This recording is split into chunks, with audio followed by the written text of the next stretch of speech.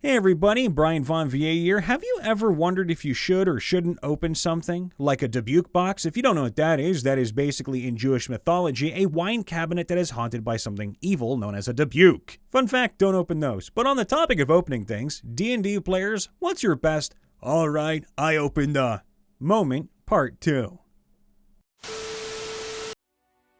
I was playing a halfling bard named Finnegan Horatio Pennyhill, who was a raging alcoholic. He was always drinking something, and as a result, had a bit of frequency. We were playing Mines of Phandelver, so I don't know if there's going to be any spoilers, but still, and interrogating one of the goblins in the woods near where we found the tipped-over cart. The goblin was less than forthcoming with information when the other party members were talking to him. So Finnegan, drunk as a skunk since the DM ruled that the tipped-over cart had a full keg of beer in it, walks over to the goblin and says, "I'm gonna ask nicely," and fails the persuasion check. The DM says, the goblin looks at you, laughs, and says, "Am I supposed to take a drunk halfling seriously?" So I said, "Alright, I open the zipper on my pants and piss all over." I crit on an intimidation check and the goblin tells us the whole story. This happens again when we go to the goblin's hideout and clean out the cave. We knock out the guard and try to get more information from the goblin guarding the door. He isn't forthcoming either, so our fighter, my husband, says, "Bring in the halfling," as a joke.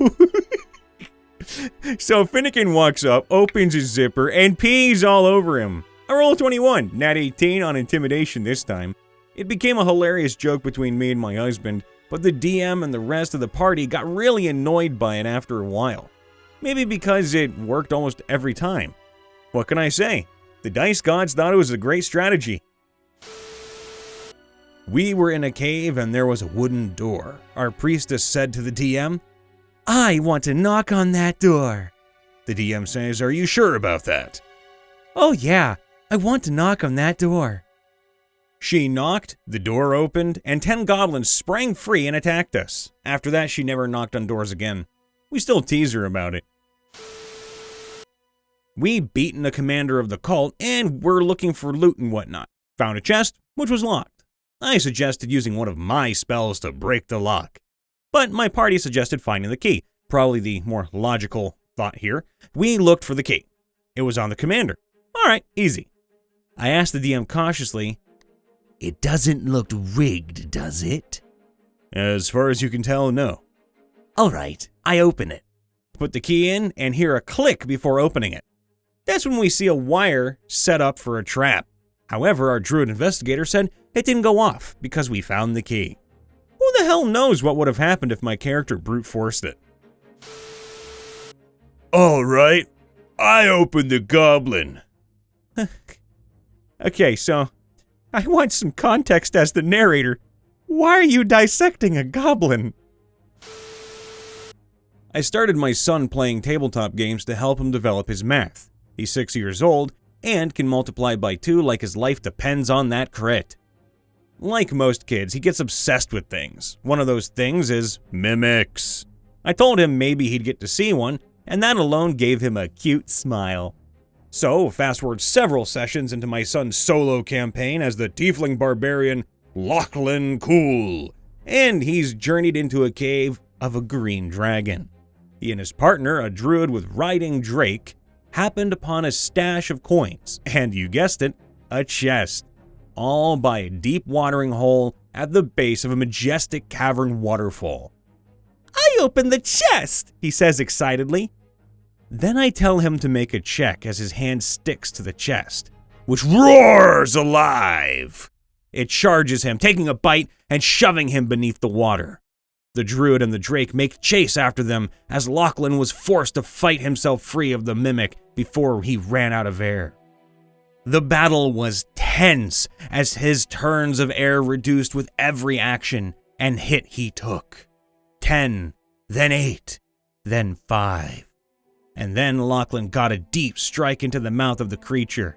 I told my son how much health the beast had. I've never seen a child so delighted to solve a multiplication problem. Lachlan had run the sticky creature through. My son still talks about that adventure to his friends and teachers. Even found out his teacher plays and developed some in-jokes with her. It was a blast for both of us, and, might I just say, that is an excellent way to get your kids educated. 10 out of 10 to that parent. The box. Dun dun dun. A homebrew item that me and my friends made.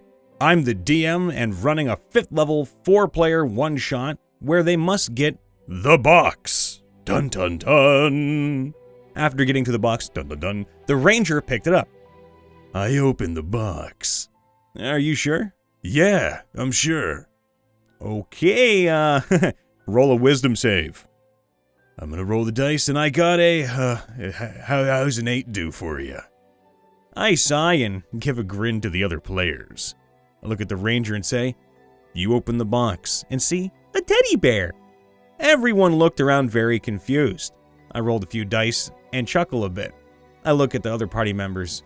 You all look up and see an adult black dragon. Everyone panics and starts to run except for the ranger. All he sees is a teddy bear. And that's how the ranger died. Now I'm working on a campaign to get the box back from the black dragon. Alright, I open the bag and turn it upside down.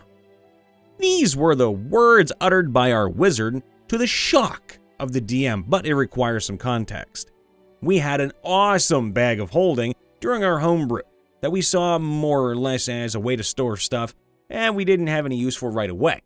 We would scavenge after a battle and throw tons of stuff in there, just in case. If you would have gone beside it, it would have looked like a medieval version of hoarders. Our wizard kept it on him along with a running tally of every single thing inside. Thankfully, this happened before we threw the jarred demon inside. That's a different story. The list was nearly 5 pages long, front and back, 3 columns wide. Like I said, hoarding. We had made it to the top of this spiral staircase running from a platoon of guards. Oh no. The problem was the door was locked and we needed some time for our rogue to pick the lock. Time was not something we had on our side. Since we could see the guards down through circular gaps, we started weighing our options. And that was when our wizard let out a sigh and said it. Alright, open the bag and turn it upside down. For a moment, everything went quiet. The DM asked a very different question. Wait, you're going to do what? I'm going to open the bag of holding and turn it upside down over the staircase. With that, he handed the DM the list of everything in the bag. Did you ever see that exact moment when someone's brain just blows a fuse? Well, this was it. He was stunned. He called for a pause and then began writing some notes down. When we resumed, he narrated this moment of how Margus stood stone-faced as he began dumping the bag out over the staircase. Since there were no railings, the contents start cascading over the gap. The metallic sounds are enough to make the guards stop and look up. Soon, the staircase is covered in literally tons of junk raining down from above. The guards are crushed under an avalanche of our crap that we just couldn't get rid of. By the time the bag stops dropping items, the lower portion of the spiral is completely covered. The pile stops less than 6 feet from where we are as one last metal goblet rolls down the stairs. Again, silence. Our wizard then turns to our rogue. I think that should buy you plenty of time. Oh, that's great. I love it. I open the middle chest. All right, make a dex save. Turns out it was a trap. An acid was about to pour on my head, so I rolled a 15 for the save. You dodge the acid and see the wood floor melting away. I was playing in a very homebrewed 5th edition game. For some reason, my character at the time went off on a solo mission to kill a griffin, which had been terrorizing a town near the mountains, as one does. After I scale the mountain and break my longbow while trying to prevent myself from falling off the cliff, I reach the den of the griffin. After I finish melting the face of the griffin with a scroll of fireball, I realized that the griffin had been guarding a chest. As soon as I kneeled down to open the chest, my DM starts explaining that a surge of memories have started rushing through my head. So, like any other normal player, I totally ignore what he is saying and just say that I opened the chest. He continues by asking me 3 times if I am sure about that, to which I answer with, what's the worst that can happen? As soon as I open the chest, a gush of flame spews out of it, releasing an ancient fire god. The god thanks me for releasing him and offers me a single wish. While I'm taking my time to think upon a good wish, the god gets annoyed and just leaves. During the next year in the real time, the god destroys half a continent by submerging it into flames. Eventually, me and the party own up to my mistakes and manage to kill the god for the price of 2 members of my party getting killed.